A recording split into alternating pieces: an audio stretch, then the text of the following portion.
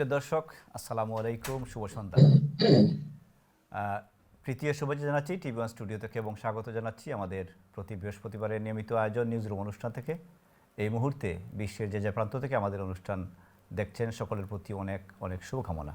প্রিয় দর্শক, আপনারা অনুষ্ঠানটি টিভি ওয়ানে দেখছেন, পাশাপাশি সোশ্যাল মিডিয়া এটি লাইভ সম্প্রচারিত হচ্ছে। আপনারা ফেসবুকের মাধ্যমে আমাদের সাথে যুক্ত হতে পারেন এবং কিছুক্ষণের মধ্যে টেলিভিশন স্ক্রিনে একটা নাম্বার দেখতে পারবেন। এই নাম্বারে টেলিফোন করে আমাদের সাথে যুক্ত হতে পারবেন। আপনারা জানেন এই অনুষ্ঠানে আমরা এই সপ্তাহের উল্লেখযোগ্য সংবাদ নিয়ে পর্যালোচনা করি থাকি এবং অনুষ্ঠানে আমাদের সাথে যোগ দেন দুজন অতিথি। তেমনি আজ আমাদের মধ্যে দুজন অতিথি আছেন, দুজনই অনলাইনে আমাদের সাথে যুক্ত হয়েছেন। আমি তাদেরকে পরিচয় করিয়ে দিব। আমাদের সাথে আজকে আছেন অনলাইনে সাপ্তাহিক বাংলা পোস্টের সম্পাদক, ব্যারিস্টার, আইনজীবী জনাব তারেক চৌধুরী। আপনাকে আমাদের অনুষ্ঠানে স্বাগতম। এবং এরপরে আছেন বায়ান্ন বাংলা টেলিভিশনের সম্পাদক জনাব আনোয়ারুল ইসলাম অভি। জনাব অভি, আপনাকে আমাদের অনুষ্ঠানে স্বাগতম। আপনারা দুজনকেই আমাদের অনুষ্ঠানে স্বাগতম আজকে। Thank you.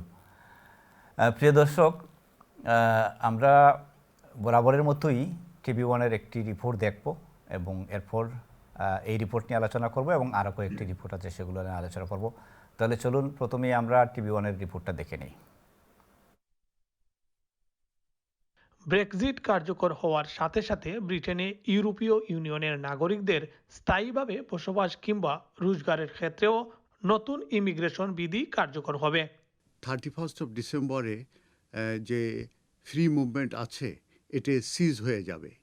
অর্থাৎ 31 ডিসেম্বর 2020 পরে যদি কোনো ন্যাশনাল এদেশে আসতে হয় তাহলে কিন্তু তাদের এখানে আসার পরে তাদের পারমিশন টু স্টে এবং পারমিশন টু ওয়ার্ক তাদের এমপ্লয়ারের কাছ থেকে নিতে হবে।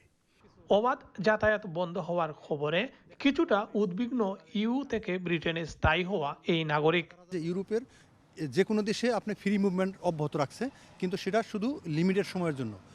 আমরা মনে করি যে সময়টা আরও বেশি বাড়ানো থাকে তাহলে জিনিসটা আরও সুন্দর হবে, সবাই অন্তত রিল্যাক্সভাবে যেতে আসতে পারবেন। এদিকে 31 ডিসেম্বর পর্যন্ত যারা ব্রিটেনে প্রবেশ করবেন কিংবা যারা ইতিমধ্যে ব্রিটেনে আছেন তাদের পরিবারের সদস্যরা বর্তমান নিয়মে স্থায়ী হওয়ার জন্য আবেদন করতে পারবেন।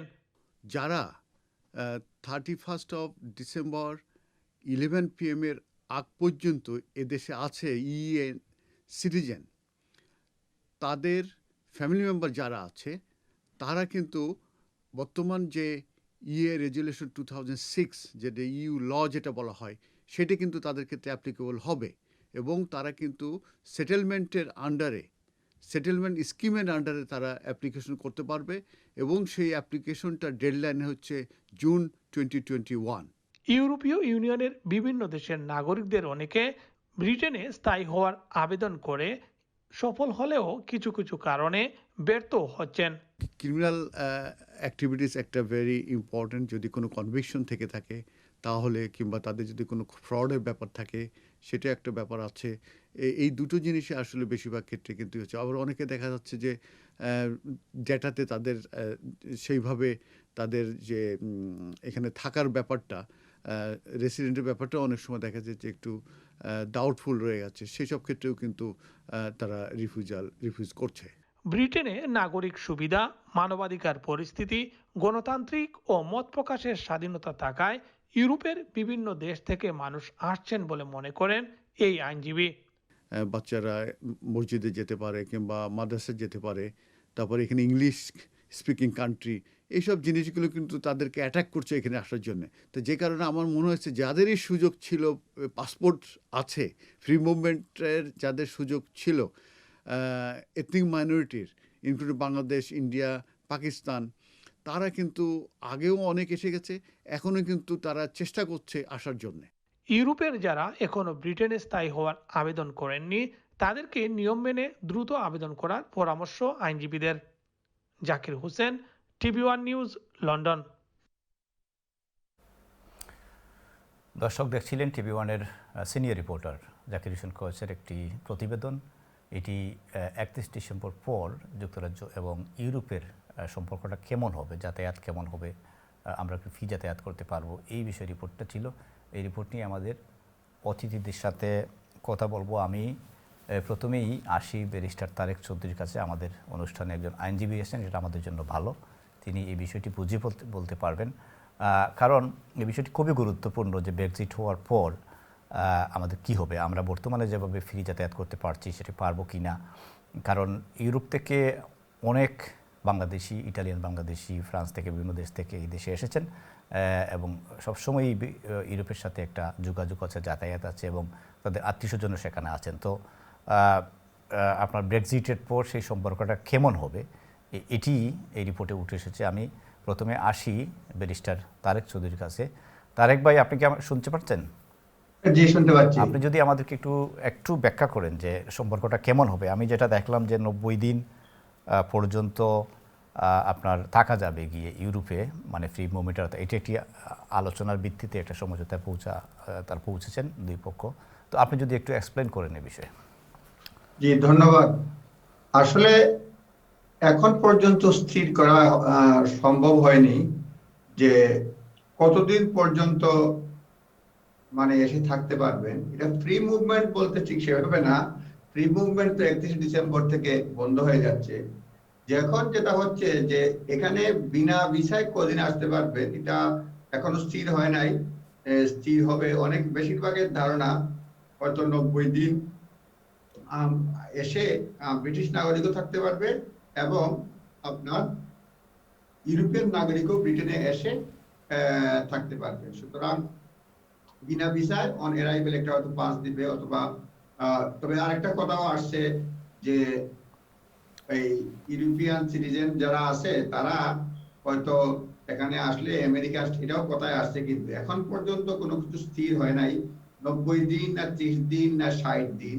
হ্যাঁ, কিন্তু তারেক ভাই, দুই একটা রিপোর্টে তো দেখলাম যে 90 দিন পর্যন্ত আপনার ভিজিট করা যাবে ইউকে থেকে ইউরোপে গিয়ে, এবং ইউরোপের মানুষও এখানে আসতে পারবেন। শর্ত হচ্ছে যে 6 মাসের ভিসা থাকতে হবে। এবং আরেকটা রিপোর্টে আমি দেখলাম যে লিথুনিয়া, নরওয়ে এবং সুইজারল্যান্ড, এই 3টি দেশে 180 দিন পর্যন্ত ভিজিট করা যাবে ভিসা ছাড়া। এগুলো কি অথেন্টিক না?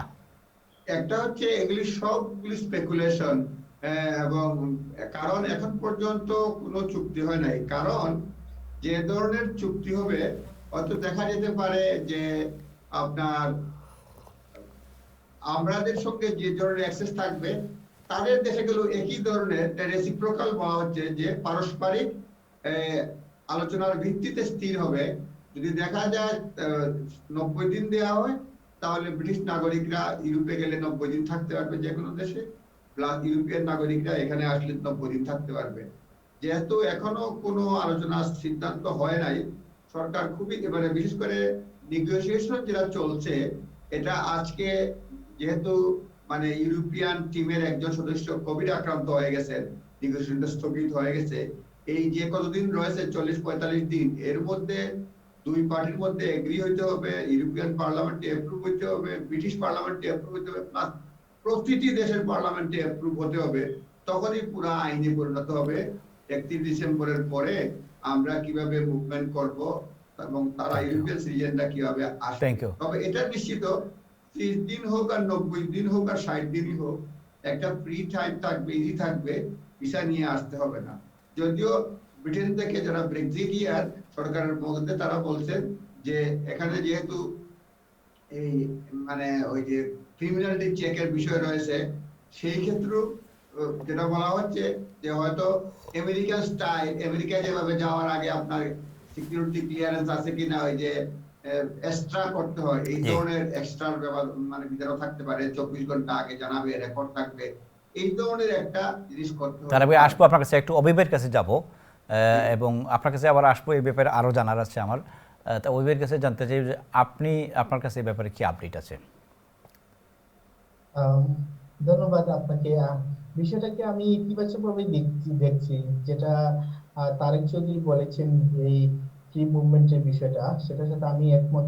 এবং তার সাথে আমি একটা জিনিস যোগ করতে চাচ্ছি, যেহেতু এই বিষয়টা অ্যাকচুয়ালি আমাদের ব্রিটেন কিংবা ইউএস সবার জন্য ভেরি ইম্পর্টেন্ট, এটা যাওয়া আসার বিষয়টা, এবং সেখানে ভিসার বিষয়টা যাওয়া আসাতেই তো ভিসার ভিসার বিষয়টা চলে আসে এবং অন্যান্য বিষয়গুলো চলে আসে।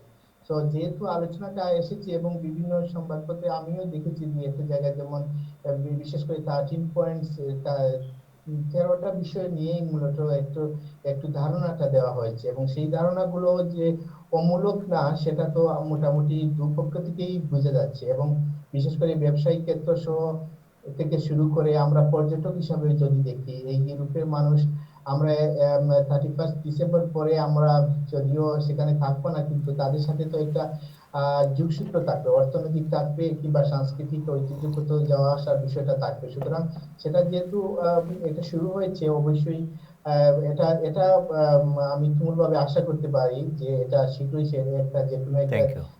দিকে যাবে এবং ইতিবাচক ভাবেই যাবে। এবং আমি সেটা ইতিবাচকটা বলতে স্পেসিফিকলি বলতে চাচ্ছি যেটা যে পাসপোর্টের ভিসা সংক্রান্ত যে বিষয়টা সম্ভবত এটা ফ্রি থাকবে বলে থ্যাংক ইউ। আমি থ্যাংক আমি ইউ। আশাবাদী। এখন তারেক ভাইয়ের কাছে এই বিষয়ে আমার আরেকটু জানা যাচ্ছে, সেটা হচ্ছে যে যারা, এটা তো গেল আপনার মুভমেন্টের কথা, আপনার ফ্রি মুভমেন্ট ভিসা ছাড়া যাওয়ার ভিজিট, আপনার 90 দিনের কথা বলা হয়েছে। কিন্তু কেউ যদি এই দেশে আসে তখন সেটেল হতে চায়, আগে যেভাবে এখানে বিভিন্ন এই ক্ষেত্রে কি কি কি সুবিধা থাকবে, তখন সেটেল হতে পারবে কি না এ ব্যাপারে কোনো? ধন্যবাদ। এইখানে যেটা হয়েছে, যারা ফ্যামিলি মেম্বার রয়েছে তারা কিন্তু 30শে জুন পর্যন্ত অ্যাপ্লাই করে সহজেই সেটেল হতে পারবে, সহজেই। 30শে জুন? 30শে জুন 2021 সালের মধ্যে। আর এরপরে যারা আসবে তাদের জন্য ফুল ইমিগ্রেশন রুলস যেগুলি, এগুলি অ্যাপ্লাই হবে। বিশেষ করে আমি ফ্যামিলি মেম্বারের ক্ষেত্রে বলছি আর কি। এটা কি মানে এশিয়া থেকে আসলে যেভাবে ফ্যামিলি কিছু রুল আছে সেগুলো যেভাবে মেনটেন করতে হয়, ইউরোপের জন্য কি সমান? 1 জুলাই থেকে পুরোপুরি কার্যকর হবে। কিন্তু এটা দুইটা অংশ আমি বলে নেই। যারা স্ত্রী কিংবা হাজবেন্ড বা অন্যান্য ফ্যামিলি মেম্বার, তাদের জন্য ইউরোপ মানে যদি মেইন ফ্যামিলি মেম্বার সিটিজেন যদি মানে ব্রিটেনে চলে আসে 31 ডিসেম্বরের মধ্যে, তারা 30শে জুন পর্যন্ত একটা সময়ে মানে 30শে জুন পর্যন্ত সময়ে স্বাভাবিকভাবে ফ্যামিলি মেম্বার অ্যাপ্লাই করে আসতে পারবে। ইউরোপিয়ান রুলস অ্যাপ্লাই করবে ডিফারেন্ট, যেটা উইথড্রল এগ্রিমেন্টের অধীনে। কিন্তু 1 জুলাই থেকে আপনি আমি ইউরোপিয়ান বা ব্রিটিশ ইটালিয়ান সকলেই সমান, অর্থাৎ নতুন যে ইমিগ্রেশন পলিসি ফ্যামিলি মেম্বারের ক্ষেত্রে যেটা বলছি। আর এমনিতে যে কেউ আসে সেটেল হতে হলে মনে করেন আমি এখানে আপনার সাথে যোগ করতে চাই, আমি জানতে চাইছিলাম যেটা যে আপনার জুলাইয়ের পরে যে নিয়মটা হবে সেটা কি বিশ্বের অন্যান্য দেশের সাথে যে ইমিগ্রেশন পলিসি এবং ইউরোপের পলিসি কি সমান থাকবে? সমান থাকবে, কমপ্লিটলি সমান থাকবে। এখানে কোনো ভেদাভেদ থাকবে না। 1 জানুয়ারি থেকেই সমান থাকবে, শুধুমাত্র ফ্যামিলি মেম্বারদের ক্ষেত্রে 30শে জুন পর্যন্ত সময়। কিন্তু 1 জানুয়ারি থেকে ইউরোপিয়ান আর ইটালিয়ান কেউ আসে যদি কাজ করতে চায়, থাকতে চায়, ইমিগ্রেশন রুলস ফলো করতে হবে 1 জানুয়ারি 2021 সাল। আর ফ্যামিলি মেম্বার জয়েন করতে হলে 30শে জুন পর্যন্ত কিছু কনসেশন, কিছু ছাড় রয়েছে। Thank you. Thank you Tarek ভাই। আমরা এখন ব্রিটেনে একটা নিউজ নিয়ে আলোচনা করব, টাওয়ার হ্যামলেটসের। আপনি হয়তো নিউজটি দেখেছেন যে টাওয়ার হ্যামলেটসের যে কয়েকটি আইডিয়া স্টোর এবং লাইব্রেরি আছে, প্রায় 6টি বা 7টি আইডিয়া স্টোর এবং লাইব্রেরি আছে। এই লাইব্রেরিগুলো বন্ধ করার একটা পরিকল্পনা গ্রহণ করা হয়েছে। এই রিপোর্টটি কিছু মিডিয়া ইতিমধ্যে এসেছে যে এটা বন্ধ করে দেওয়া হতে পারে, এবং ব্যক্তিগতভাবে আমি খবর নিয়েছি যে এই ধরনের একটা প্রস্তাব আছে যে সরকার, টাওয়ার কাউন্সিল নাকি আর্থিক সংকটে ভুগছে এবং এই লাইব্রেরিগুলো বন্ধ করে দেওয়ার মধ্য দিয়ে তারা প্রায় 40 মিলিয়ন পাউন্ড সাশ্রয় করতে চান কাউন্সিল পরিচালনার জন্য। তো এই বিষয়টি আপনি কিভাবে দেখছেন? আমি তারেক চৌধুরীর কাছে আসছি। ধন্যবাদ। বিশেষ করে লাইব্রেরি বন্ধের সিদ্ধান্ত আমাকে বেশ কষ্ট দিয়েছে। লাইব্রেরিতে আমরা নিজেরাও গেছি, আইডিয়া স্টোরে গেছি, গেছি, কিন্তু অর্থ সাশ্রয়ের নামে অলরেডি বিভিন্ন ধরনের ইউথ অর্গানাইজেশন বন্ধ করে দেওয়া হয়েছে, ক্লাবের ফান্ডিং বন্ধ হয়েছে, এখন সর্বশেষ লাইব্রেরি বন্ধ করে দেওয়া হচ্ছে। এটা খুবই খুবই দুঃখজনক ব্যাপার। আমার মনে হয় লাইব্রেরি ব্যাপারে মানে সোচ্চার হওয়া প্রয়োজন, এবং হয়তো অনেকেই বলবেন যে বা কাউন্সিল থেকে বলবেন যে পয়সা সাশ্রয়ের জন্য, অর্থ সাশ্রয়ের জন্য এটা করা হচ্ছে। কিন্তু আমি বলবো যে অর্থ সাশ্রয় করার জন্য অন্য কোনো খাত আছে কিনা দেখা যাক। আর যদিও আমি দেখেছি নিউজে বলা হচ্ছে যে কোভিড-19 কারণে এই সিস্টেমটা করা হচ্ছে, লাইব্রেরিতে মানুষজন আসতেছে না, কিন্তু কোভিড আজ হোক কাল হোক আমরা আশার আলো দেখতেছি যে কোভিড চলে যাবে হয়তো জানুয়ারি থেকে।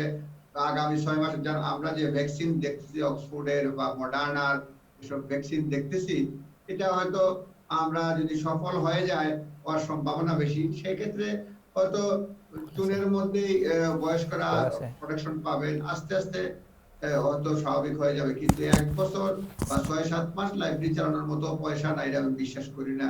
মানে যদি সরকার ইচ্ছা করে বা কাউন্সিল কর্তৃপক্ষ ইচ্ছা করে অন্য জায়গা থেকে করতে পারবে, যদিও থাকে রিস্ক থাকে যে ইয়েস কাউন্সিল দেউলে হয়ে যেতে পারে, কিন্তু অন্যান্য খাতে যদি নজর দেওয়া হয় ভালো, পয়সা সাশ্রয়ের নামে লাইব্রেরি বন্ধ করে দেওয়া এটা একান্তই, তাহলে ছেলেরা কোথায় যাবে, লোকজন পড়তে কোথায় যাবে, রিসার্চ করতে যাবে কোথায়?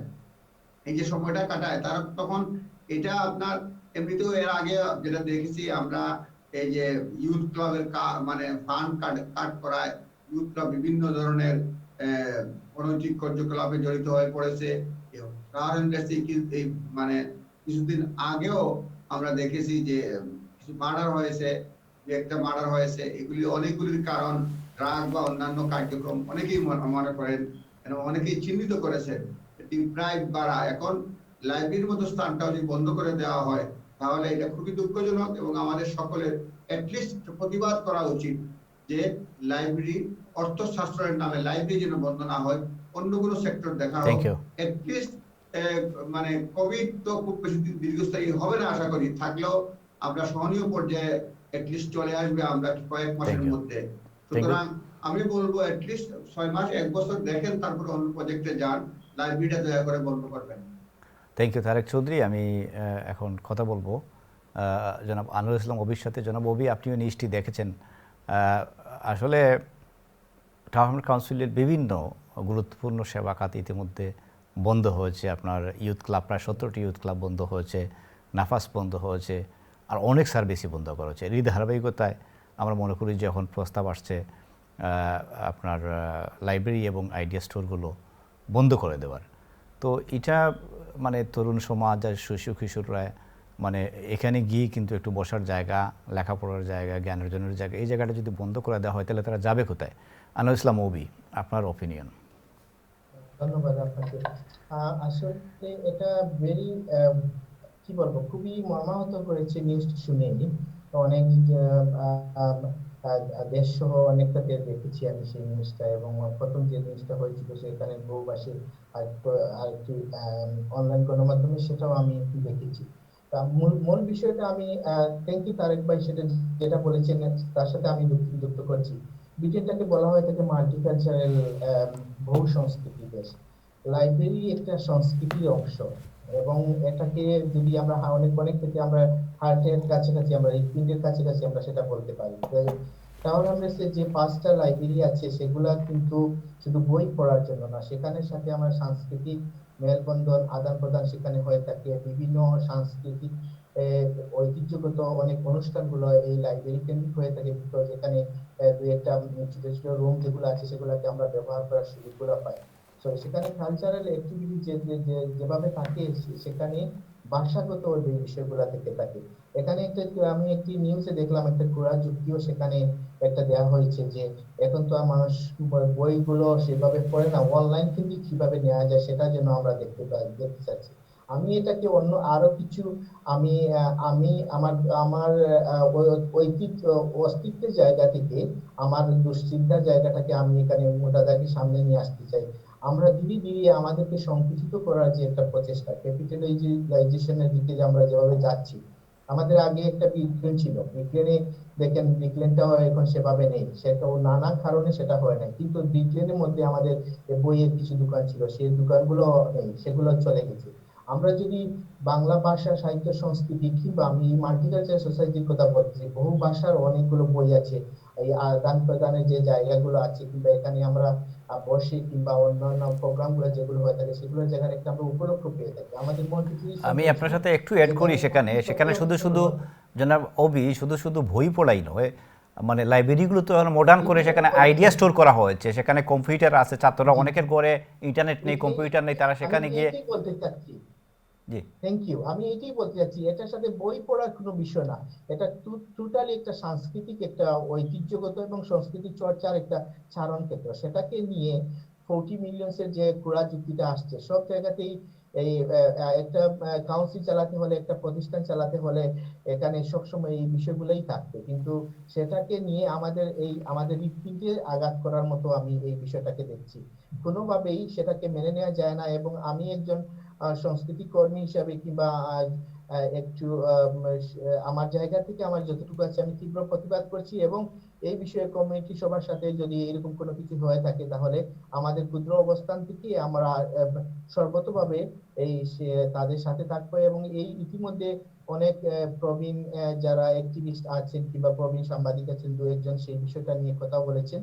এবং এই বিষয়টাকে নিয়ে আমরা মনে হয় সংঘবদ্ধভাবে, বিশেষ করে আমাদের ব্রিটেনের সংবাদপত্রগুলো একটা ভালো ভূমিকা নিতে পারে। এবং আমাদের যারা প্রবীণরা আছেন, যারা আমরা অগ্রজরা, তাদেরকে দেখে আমরা অনেক সাংস্কৃতিক এবং সামাজিক আন্দোলনে আমরা জাগ্রত হয়েছি, তাদেরকেও সেই বিষয়টাতে উদ্বুদ্ধ হয়ে আমাদেরকে সংগঠিত করাটা, যদি এইরকম হয়ে থাকে তাহলে সেটাকে নিয়ে আমাদের এগোনো দরকার বলেই আমি ব্যক্তিগতভাবে মনে করি। Thank you.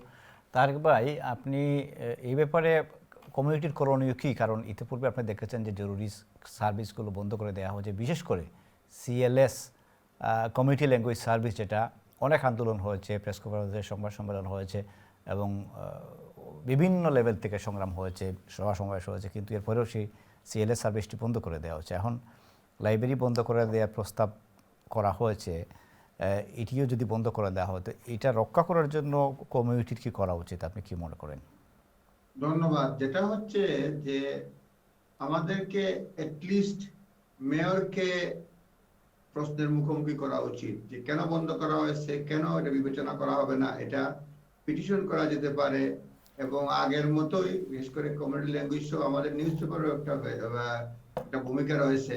কমিউনিটি সংগঠন প্লাস কাউন্সিলরদেরকেও জিজ্ঞেস করে, অ্যাটলিস্ট কিছু হোক না হোক কাউন্সিলরকে জিজ্ঞেস করা যেতে পারে, এমপিদেরকে জিজ্ঞেস করা যেতে পারে। সুতরাং এইগুলি মিডিয়ার তো একটা বিরাট ভূমিকা রয়েছে এবং সকলে মিলে সিদ্ধান্ত নেওয়া উচিত যে আমরা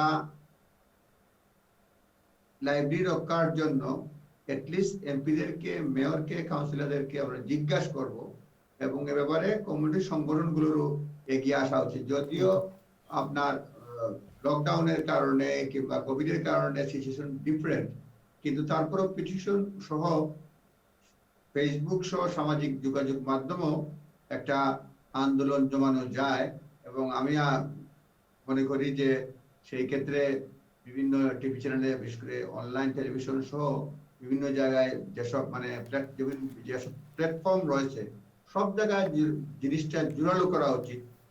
প্লাস পাশাপাশি শুধুমাত্র বাংলা মিডিয়া না, লোকাল যে ইংলিশ মিডিয়া লোকালি রয়েছে, সেগুলোকে যদি আমরা ইনক্লুড করতে পারি অ্যাটলিস্ট নিউজটার জন্য, যে কমিউনিটির লোকজন মানতেছে না, তাহলে আমার মনে হয় যে কিছুটা হলে প্রভাব ফেলবে। এবং হয়তো বিশেষ করে কাউন্সিল মনে করেন যদি আন্দোলন সংগ্রাম বা ক্যাম্পেইনে কাজ না হয়, তাহলে সেখানে লিগ্যাল চ্যালেঞ্জিং এর কি কোনো সুযোগ আছে? লিগ্যাল চ্যালেঞ্জ তো করা যেতেই পারে, সকস করা যেতে পারে, সলিসিটার নোটিশ দেওয়া যেতে পারে। তারপরে কোনো সিদ্ধান্ত নিলে এই ধরনের কনসালটেশন করার আগে তারা বন্ধ করতেছে কিনা, পরে এখানে দেখলাম যে তারা কনসালটেশন করবে, বন্ধ হয়ে যাচ্ছে, এখনো বন্ধ হয় নাই। কনসালটেশনের প্রসেস নিয়ে আমরা কথা বলতে পারবো এবং কনসালটেশনে যে রেজাল্ট তারা করবে সেই জন্য জনগণকে উদ্বুদ্ধ করা উচিত যে কনসালটেশনে অংশগ্রহণ করা এবং জোর গলায় না বলা। কনসালটেশনের কোয়েশ্চেনিয়ার কিন্তু একটা বিরাট ম্যাটার, এটাও আমরা জিজ্ঞেস করতে পারি বা আমরা বলতে পারি। এটা তো কাউন্সিলের একটা প্রসিজার, যে কোনো কিছু, কোনো সার্ভিস চেঞ্জ করতে হলে, বন্ধ করতে হলে একটা কনসালটেশন অনলাইন করা হয়, কিন্তু মানুষ তো সব কনসালটেশনে তো পার্টিসিপেট করে না, মানুষ তো জানেও না। এবং সেই জন্যই বলছিলাম দুটো বিষয়, সবাই কনসালটেশনে অংশগ্রহণ করে না, আর আরেকটা হচ্ছে যে কনসালটেশনের অনেক সময় কোয়েশ্চনটা এমন ভাবে থাকে যে রেজাল্ট তার পক্ষেই পক্ষে। Thank you Tarek Chowdhury. আমরা একটা বিরতিতে যাব, বিরতির পর এসে আপনাদের সাথে আরও কথা বলবো, আমাদের সাথেই থাকবেন। প্রিয় দর্শক, কথা বলছিলাম অ্যাকচুয়ালি টাউন হ্যামলেটসের লাইব্রেরি এবং আইডিয়া স্টোরগুলো নিয়ে। এগুলো বন্ধ করে দেওয়ার একটি প্রপোজাল করা হয়েছে এটা আমার কাউন্সিলে, সম্ভবত এটা আমার কাউন্সিল থেকেই, কাউন্সিলের ক্যাবিনেটের প্রস্তাবটা এসেছে এবং এটা কনসালটেশন পর্যায়ে যাচ্ছে। এই কনসালটেশনে পার্টিসিপেট করা দরকার, ভিউ দেওয়া দরকার যে টাউন কাউন্সিলের এই আইডিয়া স্টোর এবং লাইব্রেরিগুলোর জন্য যে কোনো উপায় যাতে আমরা রক্ষা করতে পারি। প্রিয় দর্শক, যাচ্ছি একটা বিরতিতে, ফিরে আসবো কিছুক্ষণের মধ্যে। এতক্ষণ আমাদের সাথেই থাকবেন। দর্শক, বিরতির পর ফিরে এলাম টিভি1-এর নিউজের অনুষ্ঠানে। এতক্ষণ আমাদের সঙ্গে থাকার জন্য অনেক অনেক ধন্যবাদ। আজকের অনুষ্ঠানে আমাদের সাথে অনলাইনে যুক্ত আছেন সাপ্তাহিক বাংলা পোস্টের সম্পাদক বিশিষ্ট সাংবাদিক জনাব তারেক চৌধুরী এবং বায়ান্নর বাংলা টেলিভিশনের সম্পাদক জনাব আনোয়ারুল ইসলাম অবি। বিজ্ঞাপন বিরতির পূর্বে তাদের সাথে কথা বলছিলাম টাওয়ার হ্যামলেটসের আইডিয়া স্টোর এবং লাইব্রেরিগুলো বন্ধ করে দেওয়ার প্রপোজালের ব্যাপারে। আমরা আগে কথা বলছিলাম যে টাওয়ার কাউন্সিলেই একটি প্রস্তাব করা হয়েছে, আলোচনার পর্যায়ে আছে যে লাইব্রেরিগুলো এবং আইডিয়া স্টোরগুলো বন্ধ করে দিয়ে 40 মিলিয়ন পাউন্ড সাশ্রয় করার একটা প্রপোজাল, যেটা এই পয়সা বা এই অর্থ কাউন্সিল পরিচালনায় ব্যয় করা হবে। কাউন্সিল নাকি আর্থিক সংকটে ভুগছে এবং লাইব্রেরিগুলো বন্ধ করে দিয়ে এখন সেই আর্থিক সংকটটা কাউন্সিল দূর করতে চায়। এ বিষয়ে কথা বলছিলাম। আমি আসবো জনাব আনোয়ারুল ইসলাম অবির কাছে। জনাব অবি, আমি আপনার কাছে জানতে চাই যে ইতিপূর্বে আরও যে বিভিন্ন কিছু সেবা খাতগুলো বন্ধ হয়েছে, কিন্তু এবং এই প্রস্তাবটা কিভাবে উঠে, আপনি যে জায়গায় আপনার অনেক বাঙালি কাউন্সিলর আছেন, টাওয়ার হ্যামলেটসে 100,000 বাঙালি বসবাস করেন, এখানে 4-6টা লাইব্রেরি আছে এবং এটি লেবার নেতৃত্বাধীন একটি কাউন্সিল, সেখানে অধিকাংশ কাউন্সিলরই বাঙালি, এবং হাউ ইট ইজ পসিবল যে এটা প্রস্তাবটা তুলেই তো কীরকম আপনি মনে করেন? এটা রীতিমতো খুবই দুঃখজনক এবং অনেক ক্ষেত্রে ব্যক্তিগতভাবে আমি নিজেকে অপমানিত বোধ করি। আমাদের একটা গর্বের জায়গা থেকে থাকে, majority support must be granted একটা বলে একটা কথা আছে। তো সেই জায়গাটা, সেই যুক্তিকেও যদি আমি সামনে রাখি, তাহলে দেখা যাবে যে আমরা মোটামুটি ভালোভাবেই তো প্রতিনিধিত্বশীল জায়গাতে আছি বিদায়ী আমরা একটা কাউন্সিল মেম্বার হয়েছি এবং সেখানে গিয়ে আমরা আমাদের বক্তব্যগুলো রাখতে পারছি এবং আমি কাউন্সিলরদের কথা বলতেছি, এবং আমাদের মাধ্যমেই আইনগুলা পাস হয় কিংবা আমাদের মাধ্যমেই আমরা কনসার্ন গুলোকে আমরা অ্যানালাইজ করে আমরা সেখানে আমরা বলি না সেটা আমাদের জন্য হিতকর হবে না, যে এটা মেনে নেবে না। অতীতের ঘটনাগুলো অনেকগুলো যদি আমরা দেখি, একটু আগে যেটা আপনারা আলাপ করেছেন যে আমাদের ল্যাঙ্গুয়েজের ব্যাপারটা নিয়ে, সেটার বিষয়টাতে আমরা কাউন্সিলরদেরকে আমরা অনেক নীরব রেখেছি এবং এই বিষয়টা নিয়ে আমি একটি চিহ্নিতভাবে আমি বলতে চাই আমার জায়গা থেকে কাউন্সিলরদের একটা বিরাট ভূমিকা আছে এবং এই ভূমিকার জায়গা থেকে আমরা যার অবস্থান থেকে আমাদের ওয়ার্ড কিংবা যে নির্বাচিত আমাদের যে ওয়ার্ডগুলো থেকে থাকে, সেই ওয়ার্ডের কাউন্সিলরদেরকে আমাদের সবাইকে সাংগঠনিকভাবে হোক, ব্যক্তিগতভাবে হোক কিংবা যেভাবে হয়ে থাকে সেভাবেই তাদেরকে ধরা দরকার। বিকজ তাদের একটা নমনীয় ভাব থেকে থাকে কিংবা তাদের ব্যক্তিগত একটা তাদের রাজনৈতিক একটা যে এজেন্ডা থাকে। কিন্তু যেহেতু জনাব অবি, যেহেতু বর্তমান মেয়রাল সিস্টেমে মেয়র একক ক্ষমতার অধিকারী, আপনি নিশ্চয়ই দেখেছেন যে রেফারেন্ডামের জন্য কাউন্সিল প্রস্তুতি নিচ্ছে। এই কারণেই যে কাউন্সিলরদের সেখানে মতামতের প্রতিফলনে মেয়র যে সিদ্ধান্ত নেন সেটি বাস্তবায়ন হয়। তো এই জায়গায় কি মেয়ররা অক্ষম? আপনি তাদের ব্যাপারটা তো বোঝা উচিত। আমি যদিও আইন আছে, ধন্যবাদ আপনাকে, যদিও আছে আইন, তারপরেও কিন্তু যে কোনো কনসার্ন যখন রেইজ হয়ে থাকে সেটাকে তো কেউ সহজ সেটাকে ছেড়ে দেয় না এবং কোনো না কোনো ভাবে এটা তর্কে বিতর্কে জায়গাতে যায় এবং সেটা অনেক প্রতিবাদ হলে। কিছুদিন আগে আপনি দেখেন যে কাউন্সিলের পারমিট হোল্ডারটা নিয়ে যেটা পার্কিংটা নিয়ে যেটা হয়েছিল, সেটা একটা তো সফলতার জায়গা আছে। সো আমি এই অতি সম্প্রতি একটা উদাহরণটা বললাম। আমাদের জায়গা থেকে আমাদের দরকার আছে এবং কাউন্সিলরদের জন্য কেন দরকার আমি সেটাও বলি। তারা আমাদের প্রতি নির্দিষ্ট টার্ম পরে আমাদের সংসদীয় সময়ের তাদের ইলেকশনের সময়টা শেষ হওয়ার পরে পুনর্নির্বাচন কিংবা নির্বাচনের কেন্দ্রিক সময় যখন আসে, তারা আমাদের কাছে আসতে হয় এবং এই ইন বিটুইন টাইম আমরা অনেক সাংস্কৃতিক অনেক অনুষ্ঠানগুলো হয়ে থাকে, সেই জায়গাতেই কিন্তু কাউন্সিলরদেরকে আমরা সম্মানিত অতিথি হিসাবে কিংবা অনেকভাবে তাদেরকে নিয়ে থাকি এবং তারাও সেই যেসব জায়গা থেকে যান এবং বেনিফিশিয়ারিটা নিয়ে থাকেন। সুতরাং তাদেরকে আমরা কোনোভাবে এইরকম এই দায়িত্ব থেকে তারা যে প্রতিটা স্টেপ বাই স্টেপ তারা যেভাবে তাদেরকে দরাকে সরাজ্ঞান করে তারা তার চেয়ে নিরাপদ একটা দূরত্ব নিয়ে এবং একটু অজুহাত দিয়ে, এই অজুহাতটা মনে হয় আমরা ডুবে যে টিকে না, সেটা আমরা মোটামুটি জানি, কিন্তু সবাইকে আমরা জানাতে হবে এবং তাদেরকে এটা আমাদের মনে হয় একটা প্রশ্নবিদ্ধের জায়গা এবং সামনে রাখতে হবে উচ্চারিত ভাবে। কোনোভাবেই একজন লোকাল কাউন্সিলর যারা আছেন তারা যদি এই বিষয়টাকে নিয়ে তুলেন, তাহলে সেটা এটা সহজে যাওয়ার কথা না। এটা এইসব বিষয় নিয়ে কথা বলার জন্যই আমরা একজন কাউন্সিলরকে আমরা নির্বাচিত করে থাকি। এবং আরেকটা জিনিস সংযুক্ত করতে চাই, এখানে আইডিয়া স্টোর যেগুলো আছে সেগুলাতে শুধু বইয়ের বিষয় না, যেটা আপনি বলেছেন, এখানে কফি মর্নিং হয়ে থাকে, বিভিন্ন অ্যাক্টিভিটিস হয়ে থাকে, বয়স্কদেরও কিছু কিছু তাদের গেট টুগেদারিং এর জায়গা থেকে থাকে। এবং যদি দেখা যায় তাহলে আমার বিবেচনায় আমি যতটুকু দেখেছি এটা বাইলিঙ্গুয়াল ছাড়া মাল্টিকালচারের সব সব টাওয়ার হ্যামলেটসটা হচ্ছে বিশেষ করে ডাইভার্স কমিউনিটির অন্যতম একটা ক্ষেত্র জায়গা, এবং সেই হিসাবে সব সব জাতিগত কিংবা বর্ণের সব মানুষগুলো সেখানে বিভিন্ন তাদের অনুষ্ঠানগুলো থ্যাংক করে ইউ, থাকে। সুতরাং এটা সংস্কৃতির একটা হৃৎপিণ্ডের জায়গা আমরা বলবো থ্যাংক টাওয়ার ইউ। হ্যামলেটসে। সেটাকে নিয়ে এই জনপ্রতিনিধির থেকে আমরা আমার মতে আমি মনে করি সেটা তাদেরকে একটা সামনে রাখা দরকার জবাবদিহিতার জায়গা থেকে, এবং আমাদের প্রতিনিধি হয়ে তারা আমাদের পক্ষে থ্যাংক হয়ে ইউ, সেই যুক্তিটা বিষয়ের জন্য থাকে, থ্যাংক সেই ইউ, বিষয়ে আমাদের মনে হয় কাজ করাটা জরুরি মনে করছি। থ্যাংক ইউ জনাব ওবি।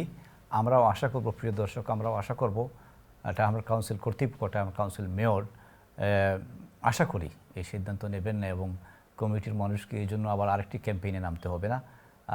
অ্যাটলিস্ট তিনি লাইব্রেরিগুলো বাঁচিয়ে রাখবেন। প্রিয় দর্শক, আমরা লন্ডনেরই আরেকটি নিউজের দিকে একটু মুভ করব। আপনারা হয়তো এই নিউজটি দেখেছেন অথবা দেখেন নাই যে টাওয়ার হ্যামলেটস না, ইউকেতে বাড়ি ভাড়া দেওয়ার ক্ষেত্রে কিছু নতুন নিয়ম করা হয়েছে। এই নিয়মটির ব্যাপারে আমরা জানবো আমাদের আজকের অতিথি ব্যারিস্টার তারেক চৌধুরীর কাছে। জনাব তারেক চৌধুরী, আপনি আছেন আমাদের সাথে, আপনি শুনছেন? জি, শুনতে পাচ্ছি। জি, একটা নিউজে দেখলাম যে বাড়ি ভাড়া দেওয়ার ক্ষেত্রে কিছু নিয়ম নীতি নতুন করা হয়েছে। বাড়ি ভাড়া যিনি দিবেন তাকে সম্ভবত যে টেনেন্ট তার কিছু ইমিগ্রেশন চেক করতে হবে। এই বিষয়টা কিভাবে চেক করতে হয় আপনি যদি একটু ডিটেলস আমাদেরকে বলেন। ধন্যবাদ।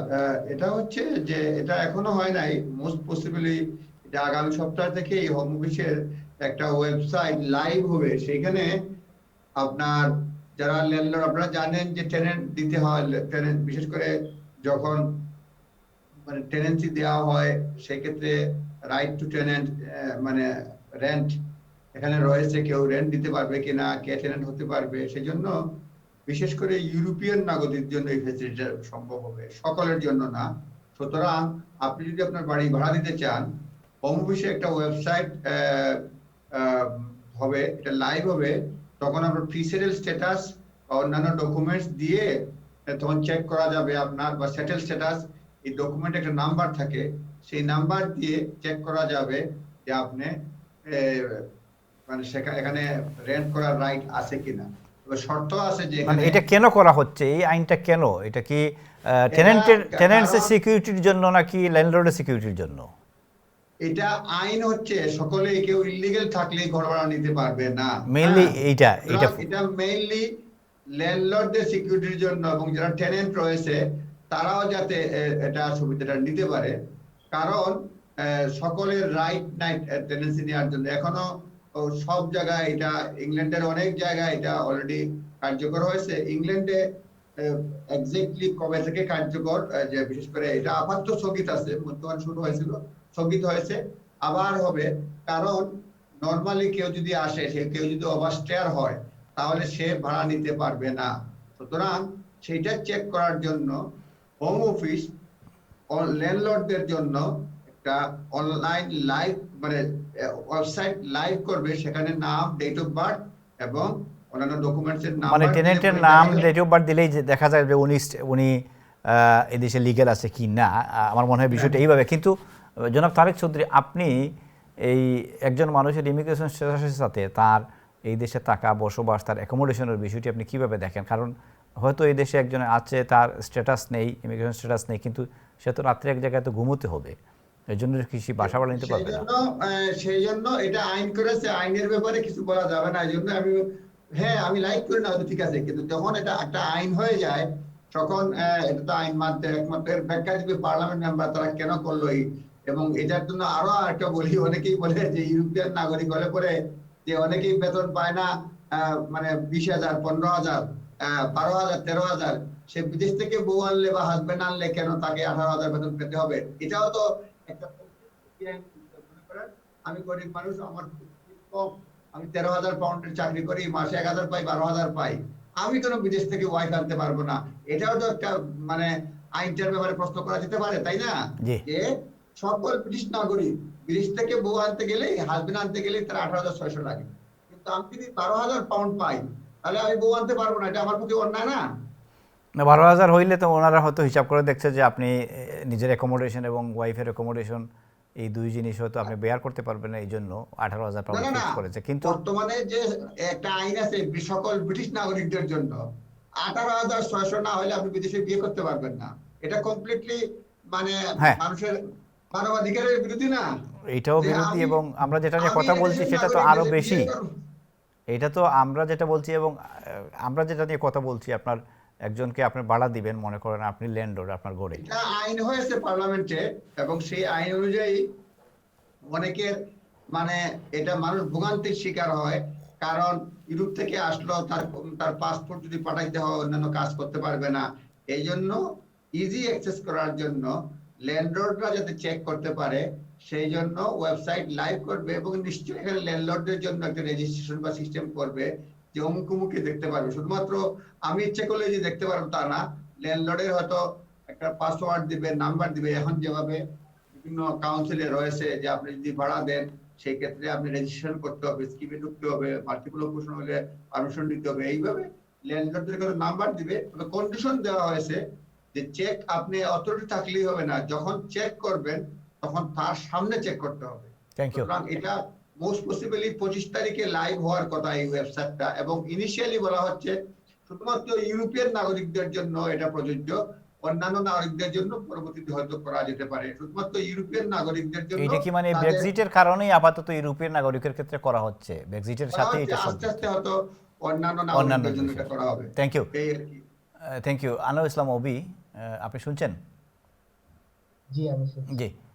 আমি যে বিষয়টি আপনাকে জিজ্ঞেস করতে চাই সেটি হচ্ছে যে একটা মানবাধিকারের বিষয় আছে। একজন মানুষের এদেশে আছে একটি তার হয়তো বা সে তার লিগেল স্ট্যাটাস না, সে অনিয়মিত, এই জন্য কি সে ঘর ভাড়া পাবে না, সে কি থাকতে পারবে না, সে রাত্রে কোথায় থাকবে?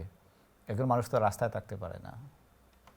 জি, ধন্যবাদ আপনাকে। যেটা শ্রদ্ধা তারেক চৌধুরী বলেছেন, যেটা আইনের বিষয় সেখানে তো আর কোনো কিছু আলাপ করা যায় না, বাট এটার সাথে রিলেটেড যদি হয়ে থাকে আমরা সবাই লফুল থাকতে হবে, সেটাই নিয়ম। কিন্তু মানবাধিকার যে বিষয়টা বলেছেন, তারেক চৌধুরী একটা কথা বলেছেন যে যারা কি 18,000 পাউন্ড না হলে হবে না। এটা সত্যিকার অর্থেই মানবাধিকারের দিক দিয়ে একটা অনেক মন খারাপের বিষয় এবং সেন্সিটিভ বিষয় সেটা। আমার এখানে ওয়েদারগত কারণেও আমাদের আরেকটা বিষয় থেকে থাকে, যারা হোমলেস থেকে থাকেন তাদের জন্য একটা চরম বিপদের সময় থেকে থাকে। আর এমনিতে তো আরো আছে, এবং বিশেষ করে যাদের বলা হয় তাকে থেকেও কোনো কিছু নেই, শুধু একটা একটা একটা পাসপোর্টের কারণে।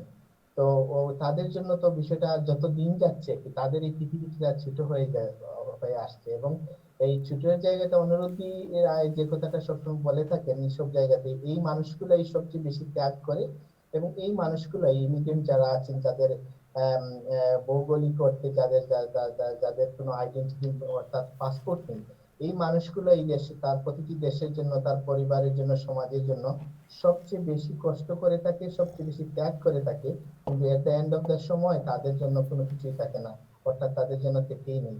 তাদের জন্য তো দুঃখতা অবশ্যই থাকবে। এবং মানবাধিকার সংগঠনগুলো আমার মনে হয় যখনই পৃথিবীতে যখনই বিভীষিকাময় কোনো কিছু হয়ে থাকে কিংবা দুঃখজনক এইরকম ঘটনাগুলো, বিশেষ করে আমরা রিফিউজির কথা যদিও বলে থাকি, তাহলে সেই সব জায়গা থেকে যত দিন যায় আমার ব্যক্তিগতভাবে একটা জিনিস মনে হয়, এই মানবাধিকার সংগঠনের যে অ্যাকশন প্ল্যানের জায়গা থেকে, তাদের যেভাবে ইমপ্লিমেন্টের জায়গা থেকে যেভাবে আগে যাওয়া যেত, সেভাবে কোনো না কোনো ভাবে তারা সেভাবে যেতে পারে না, অর্থাৎ তারা দুর্বল হয়ে যাচ্ছে। আপনি কি ফ্রান্সের, আমি বিশেষভাবে ফ্রান্সের কিছু ঘটনা আমি সেখানে দেখেছি প্রত্যক্ষভাবে, আমি গিয়েছিলাম সেখানে এবং সেখানে দেখার বিষয় হচ্ছিল, দেশের কাছে কিছু মানবাধিকার কাজ করেছি, তবে অবশ্যই একটা টাচি বিষয়টা আমাকে কাজ করে। তো সেই সব বিষয়গুলো দেখলে মনে হয় থাকে সত্যিকার অর্থেই এখানেই যারা হোমলেস আছেন আপনি দেখেন এত সুন্দর একটা জায়গা এবং সামাজিক ভাবেও আমরা মানবিক, অন্যান্য দেশের তুলনায় মানবিক, কিন্তু আবহাওয়াগত অবস্থানগত কারণে এই মানুষগুলো যদি একটা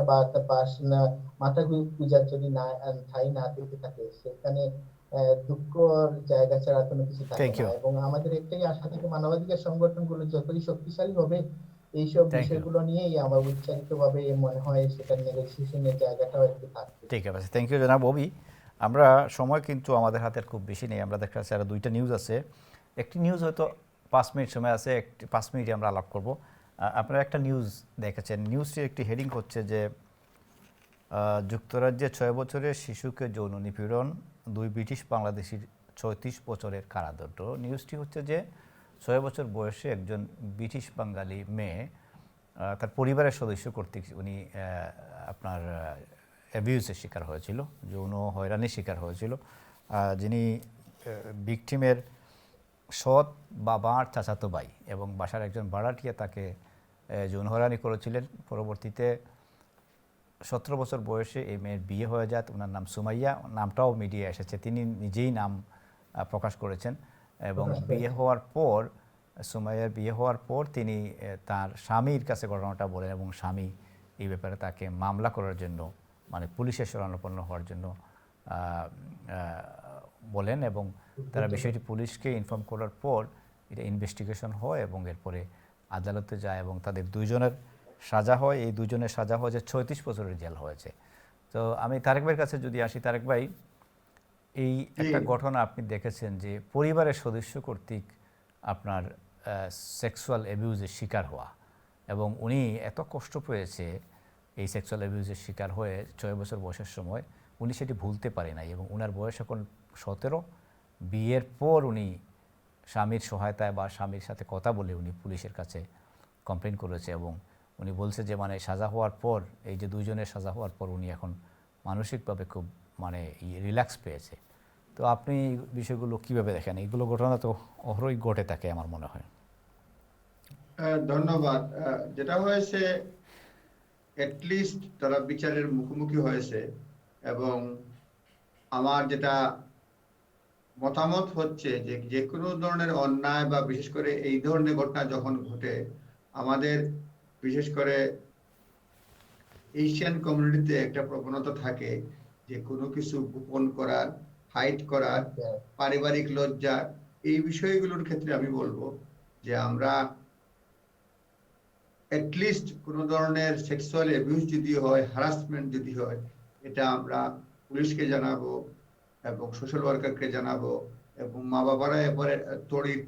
কিন্তু আপনি যে ওই যে বাংলাদেশের মতো মানে একটা ভয় থাকে তো যে জানাজানি যদি হয়ে যায় তাহলে মেয়ের আপনার সম্মানহানি ঘটবে, এই বিষাদির বিষয় আছে বাংলাদেশের মতোই, যেহেতু এখানে বাঙালি কমিউনিটির বিষয়।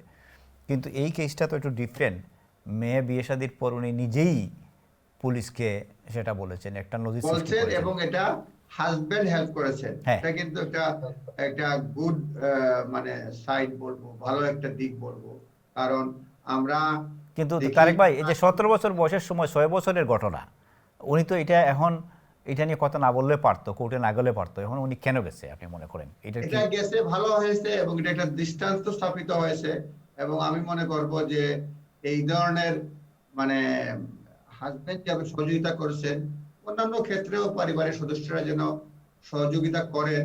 এতে আসামিরা ভয় পাবে, উদাহরণ সৃষ্টি হবে, এক্সাম্পল সৃষ্টি হবে এবং অন্যান্য মেয়েরাও যারা ভিকটিম তারা আসবে। আমরা লয়ার হিসেবে বিভিন্ন সময় এই ধরনের অভিযোগ পাই, কেবলমাত্র পারিবারিক এবং সামাজিক বিশেষ করে মান সম্মানের ভয়ে অনেকে এই ধরনের ঘটনা প্রকাশ করতে সাহস পায় না। কিন্তু এই ক্ষেত্রে যেটা উদাহরণ সৃষ্টি হলো, আমার মনে হয় এই ক্ষেত্রে অন্যদের যারা ভিকটিম হয়েছেন বা হচ্ছেন তারা যেন এগিয়ে আসেন, তারা যেন এটা পুলিশকে মানে ইনফর্ম করেন আর পরিবারের অন্য সদস্যরা যাতে হেল্প করেন। কারণ কোনোভাবেই এটা যদি প্রকাশ পায়, মানে বিশেষ করে শাস্তি হয়, মানসিক ভাবেও শান্তি পাবেন এই মহিলা পাচ্ছেন, প্লাস এটা একটা ট্রমার সৃষ্টি করে, লাইফ লং যায়। অনেকে আবার পরবর্তী জেনারেশন ওই যে মানসিক যে ট্রমা, এটা কিন্তু অনেক দিন কন্টিনিউ করে। আমরাও দেখেছি যে অনেক ক্ষেত্রে বিশেষ করে কেয়ার প্রসিডিংস বা অন্যান্য ক্ষেত্রে দেখা যায় যে মা যৌন নিপীড়নের যে শিকার হয়েছেন, এটা দীর্ঘদিন কন্টিনিউ করছে, নেক্সট জেনারেশনে কন্টিনিউ করার পরে উনি অস্বাভাবিক আচরণ করেন, তার বাচ্চাদের উপর প্রভাব ফেলে। সেই জন্য এইসব ক্ষেত্রে আমি বলবো পরিবারের সদস্যরা যাতে সহযোগিতা করেন এবং যত দ্রুত সম্ভব এটা করা উচিত, এবং এটা আন্ডারস্ট্যান্ডিং থাকা উচিত। অপরাধ পরিবারের মধ্যেই হোক, পরিবারের বাইরেই হোক, অপরাধ অপরাধী, এবং সে ব্যাপারে অ্যাক্টিভ ভূমিকা রাখা দরকার এবং সকলের সহযোগিতা। থ্যাংক ইউ জনাব তারেক চৌধুরী। আমি জনাব আনোয়ার ইসলাম অভি, আপনি তো শুনলেন বিষয়টি। আমাদের কমিউনিটির আমাদের পরিবারের মা বাবাদের দায়িত্ব কী হওয়া উচিত, গার্জিয়ানদের অভিভাবক কী হওয়া উচিত যে গড়ে? ধন্যবাদ আপনাকে। আমি আমার সোশ্যাল সার্ভিসে লিডারশিপ জায়গাতে 10 বছরের কাজের অভিজ্ঞতা থেকে বলি, এইরকম অনেক বিষয়গুলো আমরা জানি এবং সেগুলো আমাদেরকে ডিল করতে হয়। ডাটা প্রোটেকশন এক্ট, কনফিডেন্সিয়ালিটি, এগুলোর জন্য একটার জন্য আমরা এগুলো তো অবশ্যই বলতে পারি না, এটা একটা আর একটা ভালো দিক। আপনি যেটা বলেছেন এটা অনেকগুলো দুইটা জায়গা আমি খুব সংক্ষেপে বলি, আমাদের শিক্ষণীয় জায়গা। একটা জিনিস হলো প্রথমেই তাদেরকে, যেটা শ্রদ্ধা তারেক চৌধুরী বলেছেন, তাদেরকে স্যালুট দেওয়া, এই অনুষ্ঠানের পক্ষ থেকে তাদেরকে অভিনন্দন দেওয়া দরকার, এবং আমাদের কমিউনিটির জন্য যে ভালো কাজ করেছেন সেটার জন্য কৃতজ্ঞতাও বলা যায় তাদেরকে। প্রথমত এই মেয়েটা উনি উনি 17 বছর বাদে যে কাজটা করেছেন, অবভিয়াসলি এটা যে ট্রমাটাইজ উনি ছিলেন, এবং সেটা থেকে উনি মুক্ত হবেন এটা আমি প্রচন্ডভাবে বিশ্বাস করি। এবং এই হাজবেন্ডটা যেভাবে কাজটা করেছেন সমাজের জন্য একটা দিক নির্দেশনামূলক, আমাদের যারা আমরা পুরুষরা আছি তাদের সেটাকে অনুকরণ করা দরকার। ব্যক্তিগতভাবে না হয়ে থাকুক, সমাজে কিংবা পরিবারে যারা যদি স্বজন পরিজনের মধ্যে হয়ে থাকে, এইরকম জায়গাতে আমাদেরকে পুরুষ হিসাবে আমরা এই ঘটনাকে একটি ঘটনা দেখে সেটার বিষয়টা যাওয়া দরকার। এবং আরেকটা জিনিস যেটা পরিবারের কথা বলেছেন, আমি যেটা আপনার কাছে স্পেসিফিক জানতে চাই যে আমাদের পরিবারে এই একটা ঘটনা প্রকাশ হয়েছে, বিচার হয়েছে, কিন্তু এই ধরনের ঘটনা তো অহরই অনেক, আমরা বিভিন্ন সময় পত্রপত্রিকায় ঘটনা আসে, হ্যাঁ, টিউশনি করতে গেছে এই ধরনের ঘটনা ঘটছে, ফ্যামিলি মেম্বার দ্বারাই ঘটে। তো ফ্যামিলির গার্জিয়ানদের করণীয় কি এ ব্যাপারে? এবং অবশ্যই এখন থেকে আমাদেরকে গার্জিয়ানদেরকে সবসময় একটা জিনিস আমাদের সময় শেষ, 1 মিনিটে আপনি শেষ করতে হবে। আমরা অবশ্যই এটা আইনের প্রতি শ্রদ্ধাশীল হই এবং এটাকে কখনো চাপা দিয়ে রাখার কোনো বিষয় নেই। এটা একটা জঘন্যতম অপরাধ এবং সেটাকে যেই করে না কেন সাথে সাথে সেটাকে প্রকাশ করা দরকার। এবং প্রকাশের জন্য এই দেশে বাংলাদেশের মধ্যে তো আর কোনো ব্যবস্থা লাগে না। এখানে আইন শৃঙ্খলা বাহিনী মিক্সিং এর ব্যাপারে আমি যেটা বলতে চাইছিলাম জনাব অবি, এটা তো হচ্ছে ঘটনা ঘটানোর পর পুলিশকে বলা, কিন্তু ঘটনা যাতে না ঘটে এই ব্যাপারে আমাদের সবাইকে সচেতন হওয়া দরকার। অবশ্যই যে আমাদের এই আমরা অনেক গণবসতি বাসাতে থাকি এবং আমি জানি আমার সন্তান কিংবা আমার মেয়ে কিংবা আমার নিস এবং নেফিউ যারা আছে তাদেরকে আমরা এই সময়টাতে আমরা কিভাবে আমরা তাদেরকে এই সেফগার্ড দিয়ে রাখবো, সেটার জন্য আমাদেরকে অবশ্যই সচেতনতা শুধু মুখে বললে হবে না, সেটার জন্য আমাদের তাদের কিভাবে থাকতেছে। এবং এই মেয়েটা শ্রদ্ধেয় এখন উনি যখন ছোট ছিলেন 6 ইয়ারের সময় বাবা মা তাকে রেখে চলে যেতেন। সুতরাং এই যে একটা লাঠি, এইগুলো আমাদের পরিবার থেকে আমাদের সবার জানা দরকার। আমি বাসাতে আমি একজন পুরুষের কাছে আমি রেখে যাব, আমি কিভাবে রেখে যাচ্ছি, সেটা তো সেফগার্ডের জায়গাগুলো আমাদের অবশ্যই আমাদের পরিবারকে, আমাদের বিশেষ করে প্যারেন্টসরা। জনাব অভি, আমরা সময় একেবারে শেষ, একা রেখে যাওয়া এটা যাবে না, এটা যাবেই না। থ্যাংক ইউ জনাব অভি, আপনাকে অনেক ধন্যবাদ। আমরা অনুষ্ঠানের শেষ পর্যায়ে বিদায় নিতে হবে, আপনি সময় দেওয়ার জন্য অনেক ধন্যবাদ। জনাব ব্যারিস্টার তারেক চৌধুরী, আপনাকে অনেক ধন্যবাদ। ধন্যবাদ। প্রিয় দর্শক, আমরা অনুষ্ঠানে একেবারে শেষ পর্যায়ে বিদায় নিতে হবে আজকের মতো। দেখা হবে আগামী সপ্তাহে একই অনুষ্ঠানে একই সময়ে। ততক্ষণ পর্যন্ত আপনারা ভালো থাকবেন, সুস্থ থাকবেন। আল্লাহ হাফিজ।